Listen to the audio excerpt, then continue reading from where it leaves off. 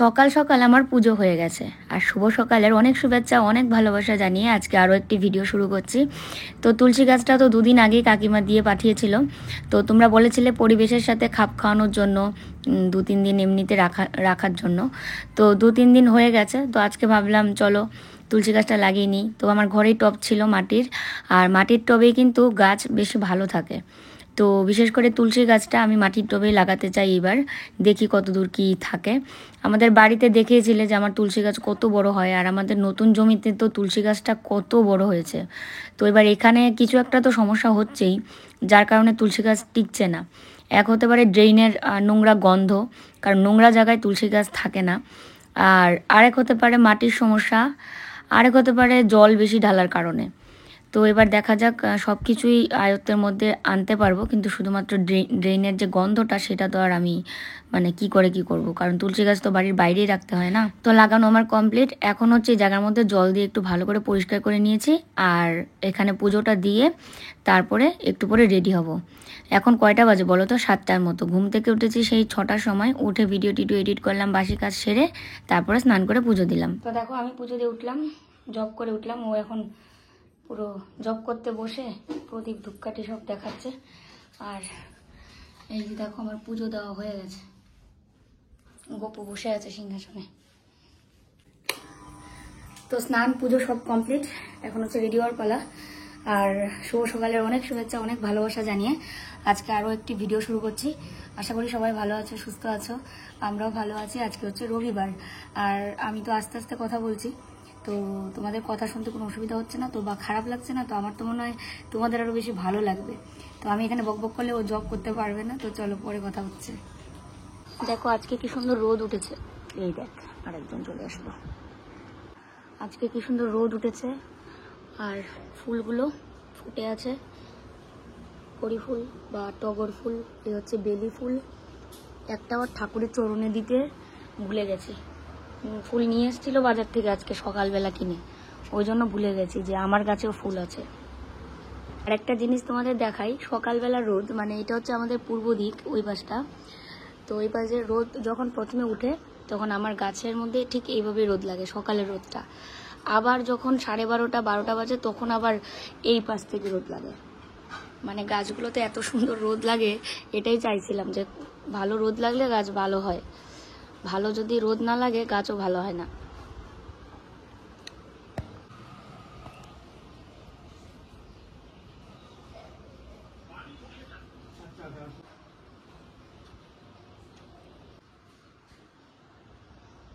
মাকে আজকে একটা নতুন শাড়ি পরতে বললাম, তো এই শাড়িটা আমি পছন্দ করে দিয়েছি। কি শাড়ি পরবে আমাকে জিজ্ঞেস করছিল, তারপরে আমি বলি এই শাড়িটা কোনোদিনই পরা হয়নি, সেই একজন দিদি দিয়েছিল আমার মনে আছে। তো তারপরে আমি বলেছিলাম যে একটা কোনো অকেশন হোক তারপরে পরিয়ে দেবো।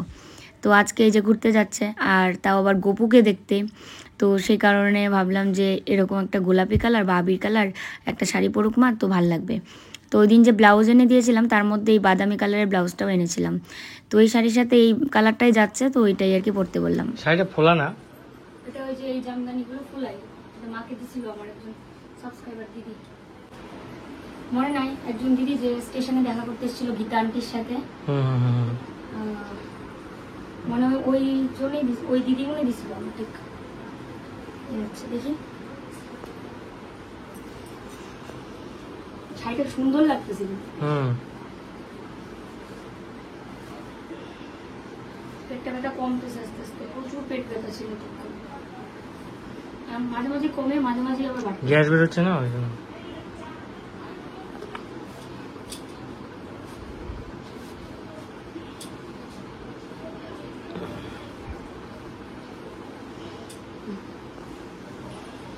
তো দেখো আমরা রেডি হয়ে গেছি, আর এই যে মার ফাইনাল লুক, হাতে ব্যাগ নিয়ে কেমন লাগছে আজকে, পুরো লুকটা একদম চেঞ্জ।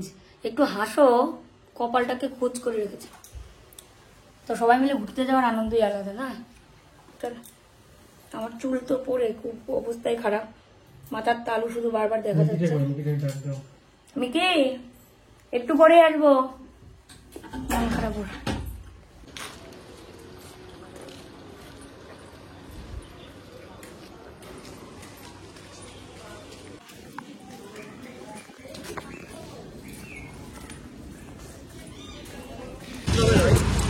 আপনি এখনই তো পড়তা। আমরা রিক্সায় বসে গেছি আর তিনজন বসা যায়, চারজনও বসা যায়। আমার এত পেট ব্যথা করছে, কিন্তু তারপরেও যেহেতু বলেছে যাবো, তো এখন ক্যান্সেল করতে পারছি না। মানে এত মারাত্মক পেট ব্যথা আমার, মানে আমি বুঝতে পারছি না যে এত ব্যথা কেন। খালি পেটে ওষুধও খেয়েছি গ্যাসের, তারপরেও ঠিকঠাক হচ্ছে না।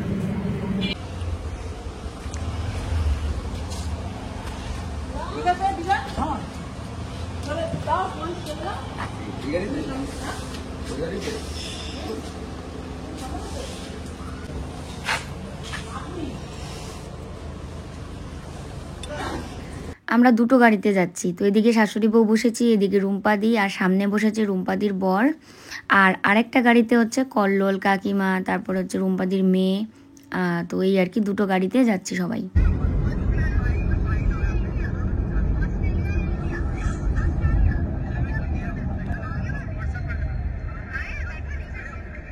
আমরা এখানেই আসলাম। এটা যখন হবে বিশাল হবে। একটা যে কোথায় একটা হয়েছে অনেক বড়, এখানেই হবে। ইসকন মন্দির এখনো হয়নি। আমরা চলে এসেছি ইসকন মন্দির।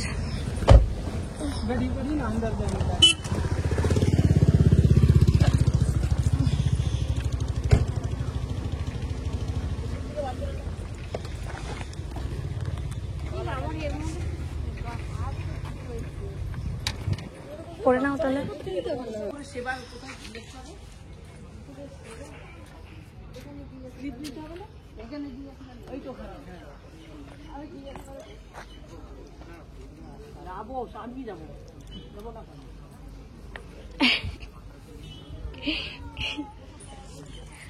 খুব সুন্দর জায়গাটা, খোলা মেলা, একদম দারুণ। ISKCON temple.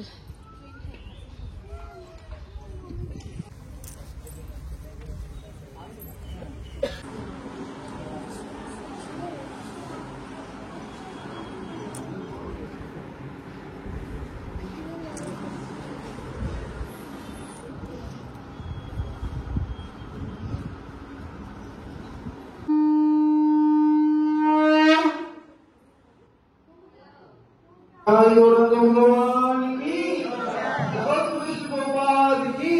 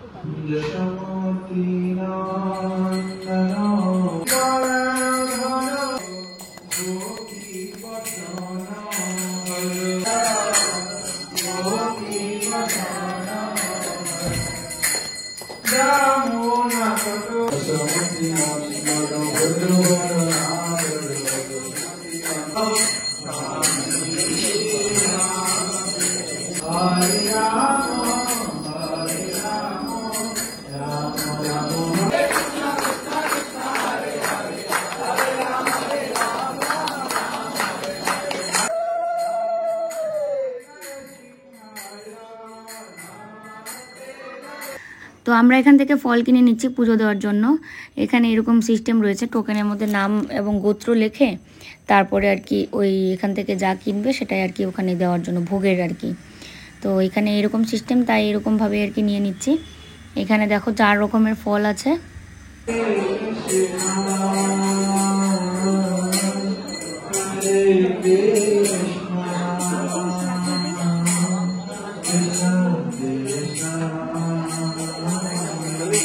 উনি কই? এখানে নেই।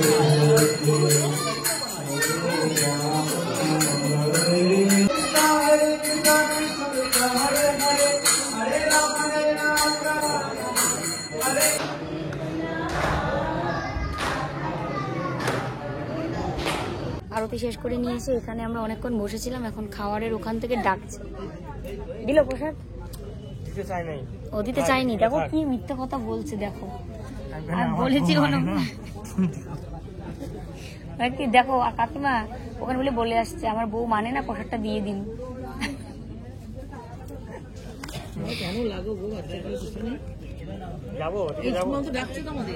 চলো আমরা এখন খেতে যাব সবাই মিলে, ভোগ খেতে যাবো আর কি। আর পিছনে ঘরটা দেখো কি সুন্দর, জায়গাটা যে কত সুন্দর, কত খোলামেলা। তো মা ওই দেখো হাঁটতে হাঁটতে অত দূর চলে গেছে, আর পিছনে কাকিমা আর দিদির মেয়ে আসছে। আর আমি আজকে একলাই মেঘলা পরে আসিনি, আমার আরেকজনকে দেখলাম এক্ষুনি মেঘলা পরে গেল, ওনারটা অন্যরকম, আমারটা আরেক রকম। অনেক রকমের মেঘলা আছে, আর দেখতেও খুব ভালো লাগে, পরেও ভীষণ অন্যরকম লাগে। আর দেখো যে রথের সময় আসলে দেখা যেত কত সুন্দর। 3টা রথ না এখানে, 3টা রথ, জগন্নাথ বলরাম সুভদ্রা। এই যে কাকিমা রুম্পাদির মেয়ে যাচ্ছে। তো চলো আমরা সবাই মিলে এখন ভোগ খেতে যাচ্ছি, খেয়ে তারপরে সময় পার করে তারপরে বাড়ির দিকে রওনা হবো। পুজো শেষ হলো, পুজো হয়েছে, আরতি হয়েছে, খুব ভালো একটা সময় কাটিয়েছি। পেট ব্যথা ছিল, কমে গেছে, এখন পেট ব্যথা আর নেই। কাকিমা পেট ব্যথা কমে গেছে আমার। হ্যাঁ, সেই সকাল থেকে ভুগছিলাম ব্যথায়।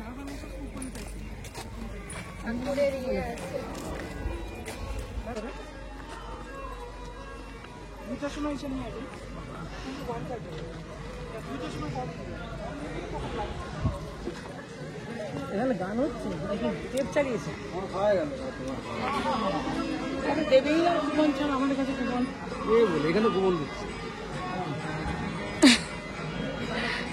মাটিতে বসে তো আমি 2টার সময় এসে এর আগে বিয়ের 6 মাস পর আমরা গেছিলাম মায়াপুর। মা, বাবু, কল্লোল, আমি, আমার একজন মাসি ছিল, মাসির মেয়ে ছিল, সবাই মিলে। তো মায়াপুরের খাওয়ার সিস্টেমটাও কিন্তু ঠিক এরকম, তবে ওখানে বেঞ্চ ছিল, বেঞ্চের মধ্যে বসে তারপরে ওনারাই সার্ভ করতো, কিন্তু এখানে সিস্টেমটাই যেরকম। তো সবাই হাতে হাতে এরকম প্লেট নিয়ে এই লাইন মাফিক নিয়ে যাওয়া হচ্ছে। তো এটাও বেশ ভালো লাগলো। আর আমরা সবাই মিলে আগেই তো এই খাওয়ার জন্য আর কি টোকেন নিতে হয়, তখনও আবার নিয়েছিলাম প্রথমেই এসে। আর আজকে না এখানে একটা পুচকে সদস্যের সাথে আমার দেখা হবে, তো ও আমার ভিডিও দেখে এবং পুরো কি বলবো আন্টি করে এতটা আমার সাথে মানে মিশে গেছিলো, মানে এমন কি বলবো, আমি এরকম কোনো বাচ্চাকে দেখিনি আজ পর্যন্ত যে আমার ভিডিও দেখে এতটা মানে ভালোবাসে আমার ভিডিও। এবং মিকির কথাও জিজ্ঞেস করছিল, আর কত কিছু যে একটু পরেই দেখতে পারবে। তো এখানে রয়েছে দেখো পটলের একটা তরকারি, তারপরে লুচি, চিপস, তারপরে পনির আর মটরশুঁটি দিয়ে একটা তরকারি, এদিকে ডাল, আর রয়েছে ভাত। তো এটা হচ্ছে মহাপ্রসাদ, তো ভাত বলা যায় না, অন্ন বলতে হয়। তো যাই হোক, এবার সবাই মিলে খাবো। আর তার সাথে লাস্টে কিন্তু আবার আছে কাস্টার্ড, আর জল তো দিচ্ছে এখান থেকেই। তো সবাই মিলে দেখো বসে এখানে খাচ্ছি। অনেকটা জায়গা জুড়ে কিন্তু এই ইয়েটা করছে, মানে মন্দিরটা মানে এখনও কমপ্লিট হয়নি, আরও অনেক বড়, মানে সেই ইস্কনের যে মানে মায়াপুরের যে ইস্কন মন্দির আছে সেম ওরকম করবে। দেখো আমি ক্যামেরা কোথায় সেট করে নিয়ে তোমাদের সঙ্গে শেয়ার করছিলাম, আর দু একটা কানে কথা আসছিল যে ভিডিও করছে। দেখো আমার পুচকি একদম একটা ফ্যান যে আমার ভিডিও দেখে। ভালো আছে, হাই করে দাও সবাইকে। মিকিকে দেখো, ভালো লাগলো। তো আমরা খাওয়া দাওয়া করে আর 1 মিনিটও দেরি করিনি, গাড়িতে উঠে বসে পড়েছি।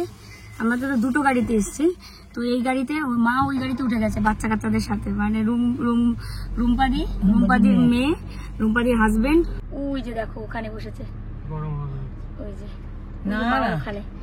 আর আমরা 3জন এখানে, কাকিমা, আমি আর কল্লোল।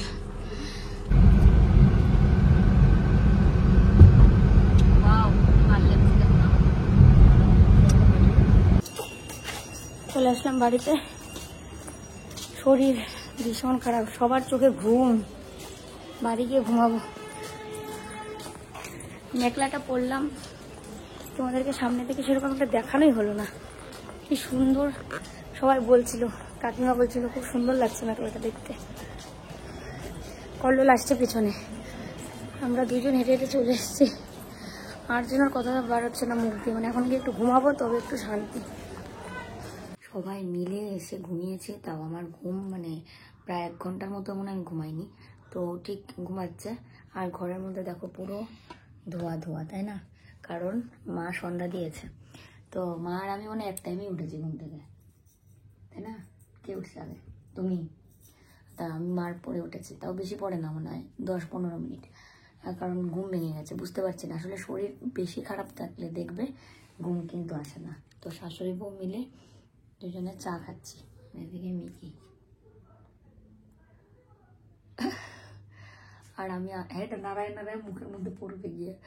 আমি এখন আস্তে কথা বলার চেষ্টা করি, বাড়িতেও ওইভাবেই কথা বলি, তোমাদের সাথে ওইভাবেই কথা বলছি, তাহলে আমার গলাটা ভালো হবে। আর নয়তো আমার অপারেশন লাগবে, কালকে ডাক্তার বলেছে। যে রোগ থেকে একবার বেঁচে ফিরেছি, যে ভয়ঙ্কর অভিজ্ঞতা, সেই ভয়ঙ্কর অভিজ্ঞতাতে আমি আর ফিরে যেতে চাই না। যদিও ওই অসুখের কথা বলছি না, অপারেশন বলো বা যাই হোক, সেই সব কিছুতে আমি আর যেতে চাই না। তো এই কারণে যতটা কন্ট্রোলে ভয়েসটাকে রাখা যায়, কম কথা বলার চেষ্টা করছি, আস্তে কথা বলার চেষ্টা করছি। এবার যখন মানুষের মন মেজাজ খারাপ থাকে, যখন হয়তো রেগে গেল কেউ, তখন এইভাবে কথা বললে সেটাই হচ্ছে একদম পুরো মানে ভালো, কি বলবো এটাকে, একদম পুরো তালে ভয়েসটাকে কন্ট্রোল করা গেল, বোঝা যাবে। তো রেগে গিয়ে যদি আমি ওই জোরে কথা বলে ফেলি, সেটাই ভাবি যে কী হবে। আর ঘরে ধোয়া দেওয়ার কারণে আমার ভিডিওতে ক্যামেরাটা কেমন ঘোলা ঘোলা লাগছে, কিন্তু ওটা থাক, এটা সন্ধ্যার সময় দেওয়া খুব ভালো। মার চা খাওয়া শেষ। এই এই নটেন নটেন, ওই দেখো দিদি আমার ভিডিও চিন্তা করছে। না, কেউ যদি সাফল্য করতে চায়, হ্যাঁ। তার পাশে দাঁড়ানো অবশ্যই। হ্যাঁ একদম। তো আজকে দিদি রাতে রান্না, হ্যাঁ বলো। ইস রে, জুড়ে কথা বলে ফেললাম। তো দিদি রান্না করছে আজকে হচ্ছে চিকেন, আর কালকের ডাল রয়েছে, আর ভাত করেছে। তো রাতে তো ওই জন্য বললাম বেশি কিছু রান্নার একদমই দরকার নেই। আমরা এসেছি 3:30টার সময়, তো এসে তো ঘুমিয়েছি, তারপরে তো দেখলে চা খেলাম উঠে। আর দিদি যখন এসছো তখন কয়টা বাজে? আমি যখন এসেছি তখন বাজে তোমার 6:15। 6:30 মনে হয় বাজে, 6টা বা হ্যাঁ, এরকম 6:30। তো ওই যে দেখো গোলমরিচ নিয়ে, গোলমরিচ বলছি, গরম মশলা। এই দেখো তোমার চিকেন। হ্যাঁ দাঁড়াও দেখছি। দিদির রান্নাটাই আজকে একদম দারুণ হয়েছে, চলো দেখাচ্ছি। এই দেখো চিকেন, আজকে পুরো কষা কষা চিকেন, চিকেন কষা আলু ছাড়া, ঠিক আছে? আলু ছাড়া চিকেন কষা। হ্যাঁ একদম নরম হয়ে গেছে চিকেন, এবার গরম মশলাটা দিয়ে নিই, ঠিক আছে। ব্যাস নামিয়ে নিই।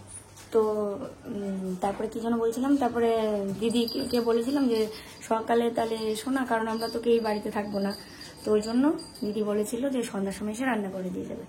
তো রান্না হয়ে গেছে, এখন দিদি বাড়ি চলেও যাবে, চিকেনটার জন্য অপেক্ষা করছিল। চিকেন এখন গরম মশলা দিলেই কমপ্লিট।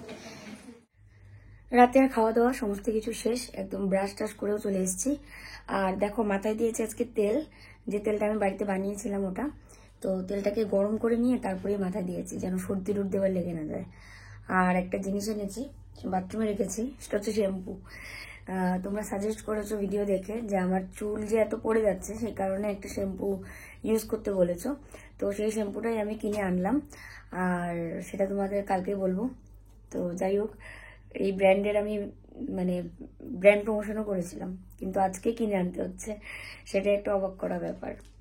সারাটা দিনেই খুব ভালো কাটলো আজকে, মানে ঠাকুর পুজো দিয়ে এসে বাড়িতে মানে যাই করি না কেন, কিন্তু শরীরটা অনেক পরিমাণে খারাপ ছিল আজকে অন্য দিনের তুলনায়, ভীষণ খারাপ। কারণ হচ্ছে সকাল থেকে পেট ব্যথায় ভুগেছি, পেট ব্যথা নিয়েই ঠাকুরের কাছে গেছি, তারপর ওখানে থাকতে থাকতেই পেট ব্যথা কমেছে। তারপরে যতই বলো মানে একটা পেট ব্যথা বা মাথা ব্যথা, শরীরে একটা কোনো যদি এরকম মানে সমস্যা থাকে, তাহলে দেখবে তোমার কোনো কিছুই ভালো লাগে না। আর আমি পুরো হয়রান হয়ে গেছি, মানে পুরো ক্লান্ত হয়ে গেছি পেট ব্যথার ইয়েতে। চোখ মুখ দেখলেই বুঝতে পারছো যে শরীরটা কতটা খারাপ গেছে। যাই হোক, এখন ভালোই আছি, শরীর ভালোই আছে। আর সবাই ভালো থাকবে, সুস্থ থাকবে, সবার শুভকামনায় আজকের ভিডিও এখানেই শেষ করছি।